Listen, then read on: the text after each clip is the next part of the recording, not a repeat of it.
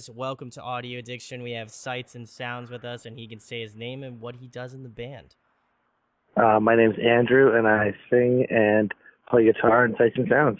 Awesome. So my first question, Andrew, is how did you start out the band? How did you get your members? I know you're in another band, Comeback Kid, but like, how did this all formulate, pretty much? I mean, we've been a band for a while. We started probably back in 2006, really, like when I stopped playing guitar with Comeback Kid and I moved to singing with Comeback Kid. Our Comeback Kid singer left in 2006, and then so I started singing with Comeback Kid, and then I just kind of wanted to start a band that was a little bit more melodic, and I wanted to play guitar again, so started Sights and Sounds, and here we are today. It's kind of like a little bit of a rebirth for Sights and Sounds with this new record, but we've been a side project band for a long time, and now it's good to kind of be doing this and having a record out that we've worked so hard on, and really pumped to have it out here. Yeah, and how does it kind of compare to like Comeback Kid? Because I know it's like they're totally two different things, but like, do you find that there's like some parallels between like doing stuff for Sights and Sounds versus Comeback Kid and like vice versa? I mean, Sights and Sounds is like my homies and like my Okay. brother. Comeback Kid is like the band that I've been doing forever, and like yes, those guys are my homies as well. But like Sights and Sounds is definitely like a super friendship vibe, and like Yeah. my brother's in it. It's like it feels very, very, very family. You know what I mean? To do this band with these guys, and with Comeback Kid, we're a hardcore band. We're a hardcore punk band. With Sights and Sounds, we can incorporate all these different kinds of elements into the music, as far as like my buddy Dave plays keyboards in the band, like incorporating like different kind of electronic sounds, and then we also aren't really afraid to like kind of add some brass kind of stuff Yeah. to our music, which we can kind of like execute live,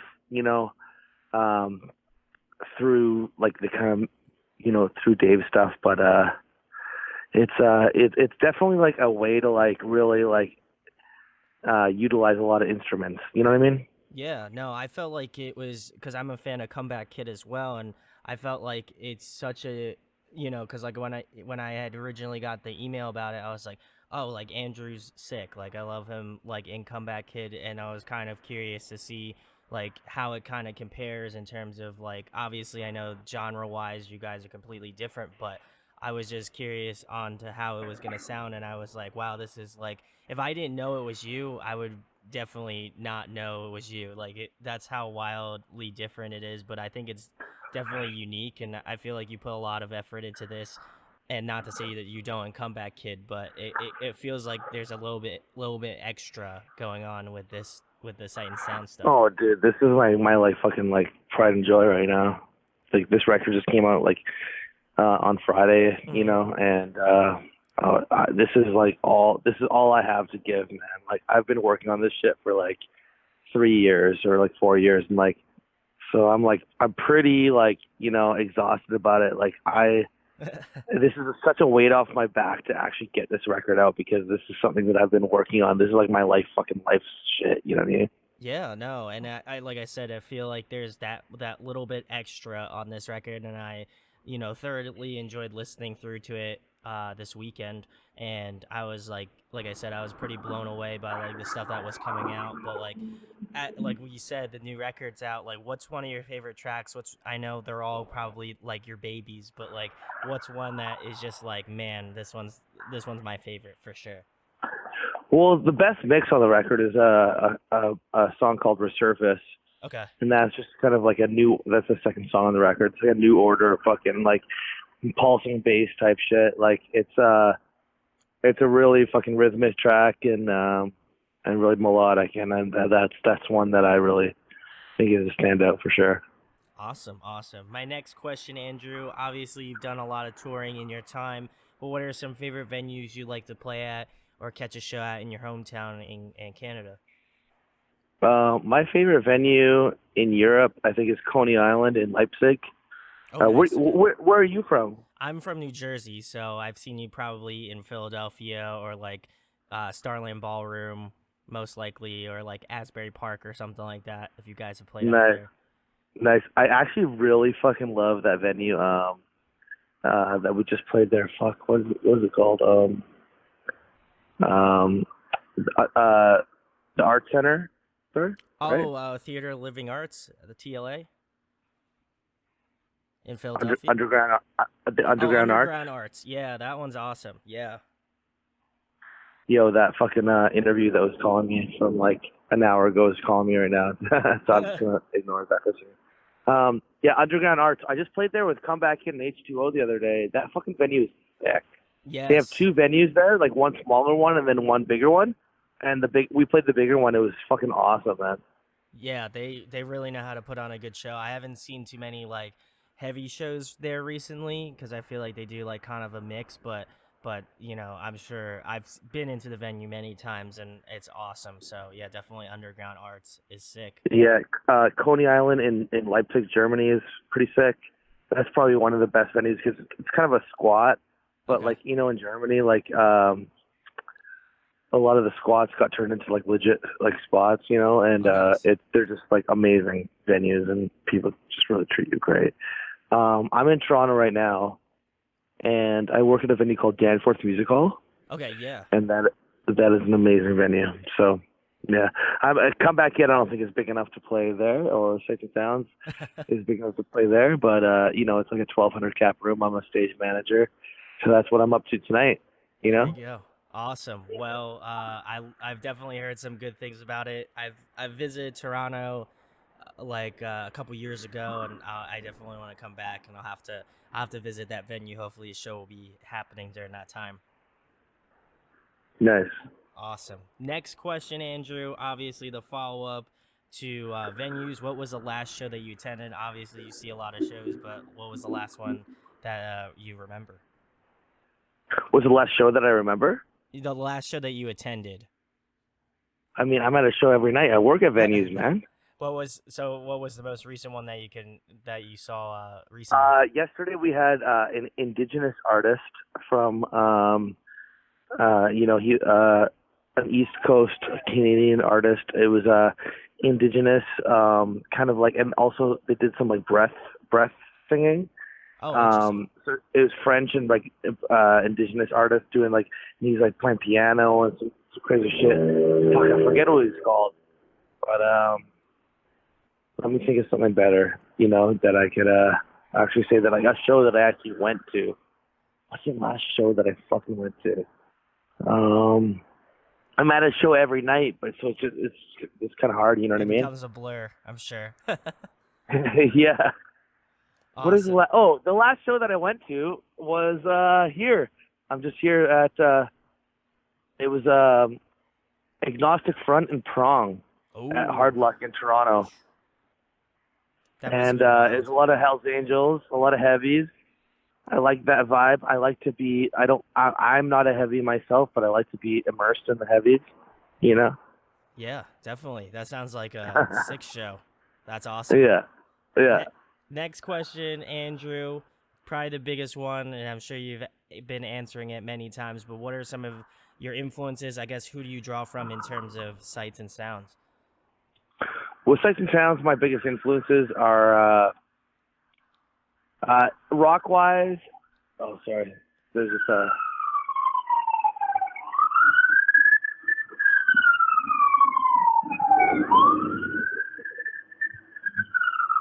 rock wise. I'm really influenced by a guy named Greg Dooley who does a band called Afghan Wigs, and he also does Twilight Singers Okay. and Gutter Twins. He's like this like New Orleans um, kind of soul singer, but also comes from like the '90s era, and he like kind of grew up in the Seattle kind of scene.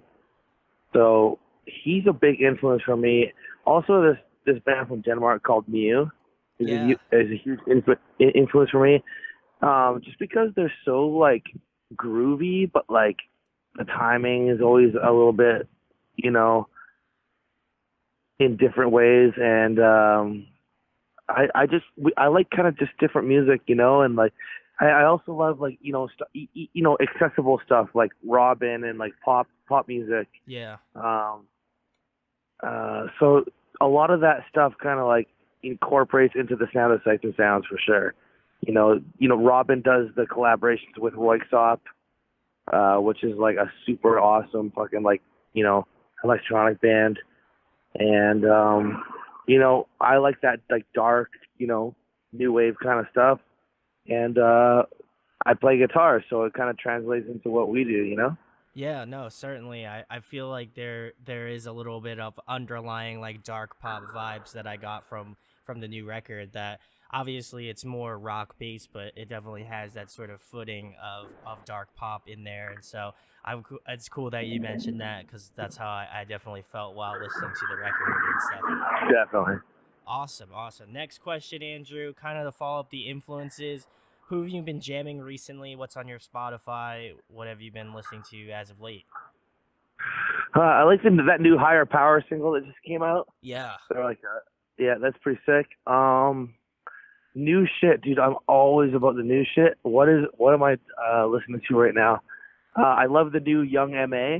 It's like yeah, you know her. yeah. She's great. You know them actually. I don't know if it's her or them. I don't know. uh, and that's kind of my jam right now. I don't know. Like I'm just not really like I got my Spotify Discover Weekly, Nice. and Okay. I'm so immersed. Like it's funny, man. Like when you put out a record, you're so immersed in your own shit. Like it's fucked. Like we put out our record on Friday, and like every day is all about like self promoting and all that Yeah. shit. It's fucking stupid. Like I don't like it at all. I don't have a label, you know? I Yeah. don't have a label to do this shit. I'm just doing it all myself. So it's like I'm just kind of doing my thing, and like like music is I'm just putting out my music right now. You know what I mean? Yeah. No, I appreciate that because like I feel like artists are afraid to say like that they're like owning their shit. You know what I mean? Like as somebody who does the same thing that has to work for their shit, like I always think like, man, like, I feel like bands are afraid to promote their own stuff. Like if they got like a new album coming out or like a new single or Well, whatever. it's the funny thing of like social media being your like only platform, and Yeah. like I'm older, so like I'm not really like super like used to that, Yeah. and you feel like the one man hype show sometimes, you know. Oh, So absolutely. that gets a little intimidating, but yeah, dude, like uh, I'm just super pumped on a record. Like I know that like people who like listen to our shit like understand what we're doing. You know what I mean? Yeah. Like there's like electronic shit and there's rock stuff, but like it's all like in the same genre of music listener. You know what I mean? Like we're like we listen to like we have a great catalog of music that we listen to, and Hmm. it's very apparent in our music. You know what I mean? Like it's Yeah. all about fucking melodic, fucking like good vibes, cool beats. Like it's a very like organic kind of thing, and a lot of soundscapey things and a lot of like atmosphere and stuff. That's kind of our vibe. Yeah, I feel like the influences aren't hidden. Like it's not hard to decipher like who you draw And from that's and stuff like that. well, yeah, and actually that was a goal of mine because in the past I've kind of like tried to hide influences or tried to hide like influences like that, but Yeah. I'm pretty open because I see so many other bands openly do it and like get away with it. I've like kind of like opened myself up to like almost more like not ripping off, but like taking a nod to people, Oh yeah. and like I feel like in this day and age, that's more of a thing that we can do. You know what I mean? It's more And acceptable. Yeah. and I don't feel like it takes away from the music that we make. Like I feel like it's very, very, it's almost more welcome, and Y- I welcome it as well. Like I love creating like awesome music. I just don't think that any of the influences that I've like any little like kind of like structures or like little like bits that I've taken from others, like have like, you know, taken away from the music that we made. You know what I mean? No, it's like an homage too, and Exactly. I appreciate that you're saying that too, because like I said earlier, I feel like a lot of bands are afraid to say or have an opinion about like their music and like being proud of it. Not to say that they don't love it or that they don't just really obviously believe in it. I just feel like it's a little bit more, I guess, like pushed down and like I guess kind of more of a reserved feeling rather than just being like straight out the gate saying like, yeah, this is like my shit, I own it, this is awesome, like you'll love it, Exactly. Like stuff like that. there's an artist like I told you before, that guy Greg Dooley. I ripped that motherfucker off so hard because I know that no one that listens to Sights and Sounds knows who Greg Dooley is. You know what I mean? Yeah. It's the same thing with like Hatebreed. Like I remember when Hatebreed came out, no one knew that they were ripping off fucking Bolt Thrower, like T to T, like literally taking their riffs and putting them in their riffs. And you hear these new bands that are doing like the same exact thing, taking riffs from other bands. Like I'm not even doing that. I'm just taking like some like beautiful elements that I love of music that I love and putting that into my music. You know what I mean? Yeah, no, absolutely. And I think it's cool to draw the comparisons too and have like, kind of like you were saying, follow that like rabbit hole of like, bands that maybe other people can discover through your stuff. Like now I'm gonna go check out Greg Dooley because I haven't heard of him, but I liked your new record. So like, I feel like that's a good way to not only, give credit to yourself for the record, but also to the person that you feel like you inspired you to do what you do in the new record. So it's awesome. Totally. And like literally with every record that I do, whether it's Come Back In, like Sights and Sounds, whatever, I always have. Sorry. I always have songs that I'm like, okay, this song's called Madball. You know what I mean? Yeah. Like the working title. Like this one's called Dooley. You know what I mean? Like this one's called Mew. You know, like we're not ashamed of that, and I don't think that you should be because No, absolutely.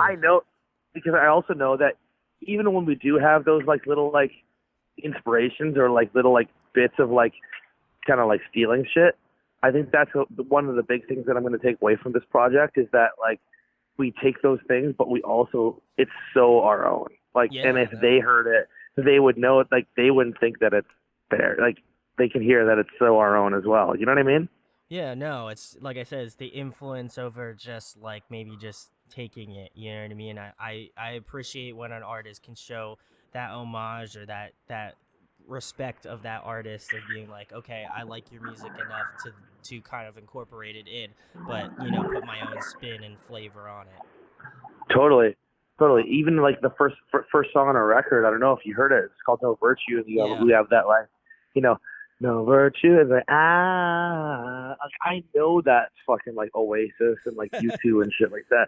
But I wanted that. Like I just like felt so good to put it in there. You know what I mean? No, Like absolutely. It felt right, it even felt right like listening to it and I was like, yeah, there's some like like when you're listening to something and you're like, this sounds so familiar, but I like couldn't remember where it was from, and then like you kind of just said like U2 and Oasis. I'm like, wait a second, that does kind of it does really harken that's that and exactly what it reminiscence is. that. You It's know what I sick. mean? Like And that's yeah, so sick. and I think that's sick. I love it. You know? So. No, absolutely. I think it's awesome, and like I said, I'm excited to check out most of the rest of the record and really kind of like find those little like gem things where I'm like, when we had this conversation, I'm gonna be like, oh my god, Andrew said this shit, and then like that's where it's coming from. It's gonna be so awesome. Cool. So I just found out tonight that we're gonna put out our video that we did a few weeks ago. It's gonna come out on Alternative Press, I guess tomorrow. There we go. This is like the whole beauty of like doing shit yourself. So everything's happening really fast. We're gonna put out a video tomorrow for that Serpentine song. That Serpentine song, it's the third song on our record. That's a Devin Townsend. Like Devin Townsend produced our first record. Oh, That sick. is an homage to Devin Townsend, but it's very industrial, very like, driving beat. We're musicians, man. We just like trying to do different songs, and that's the thing about Sights and Sounds. We can like kind of flex our like genre muscle, Yeah, no, definitely. It's awesome. Like I said, I'm excited to do it. Listen to the rest of it, and like I didn't even know that Devin Townsend worked on it, which makes it even that much sweeter because he's fantastic. And if you guys haven't checked Devin Townsend out, I don't know what you're doing, but you should definitely give him a listen. But my next question, Andrew, another fun one. If you could pick a song to cover, what would it be? Maybe Quicksand, Head to Wall. We've got a Oh, cover that actually just coming out right away. We recorded in Portugal after we were on tour for a little bit. I went to my friend's house and he had a little studio there. We recorded that cover. So, yeah, Walter Streifels, Quicksand, Head to awesome. Wall. There we go. Awesome. Next question, Andrew. Another fun one as well. Gotta ask this: favorite food to eat? What's the go-to? Dude, I'm waiting outside Tim Hortons right now. Do you know what Tim Hortons is? I do. Yes. I'm waiting outside it right now. I got McDonald's, Tim Hortons, and a convenience store and a pizza place. I'm like ready to eat as soon as I get off the phone with you. So what do I choose? I don't know. I want a salad. I want a crunchy salad, but Oh, I don't know, that's man. that's tough. I My don't favorite know. restaurant is McDonald's. I have to say, but Is I it don't want really? it. Oh man. It's so bad. I mean, my favorite drug is never mind. But you know what I mean? Like, it's the worst. It's the best. You know what I mean? Oh no, I'm not gonna do it. I'm uh, not gonna do it. don't do it, man. Don't you gotta have a little bit. You gotta have that healthy shit if you can. I need that self control. I need Yeah, that self. I got you. I There's this got restaurant here. It's called Chop. Has a chop. little bit of you know, some noodles and some whatever. So we'll figure it out here. Awesome, It's, awesome. Next question, Andrew. Another fun one. Obviously, you play guitar, you do vocals, but if there was another musical instrument you could master, what would it be? cello. Oh, okay. Any particular reason Yeah. why? I saw this.